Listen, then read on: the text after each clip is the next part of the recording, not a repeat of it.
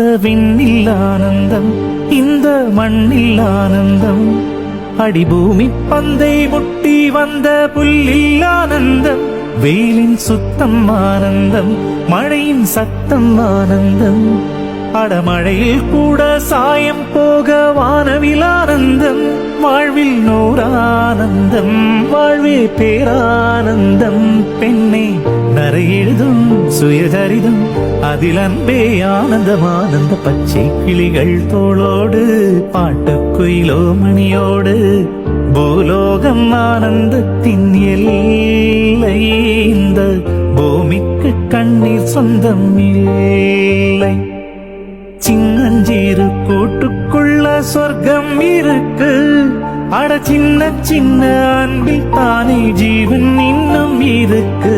பட்டாம்பூச்சி கூட்டத்துக்கு பட்டாயதுக்கு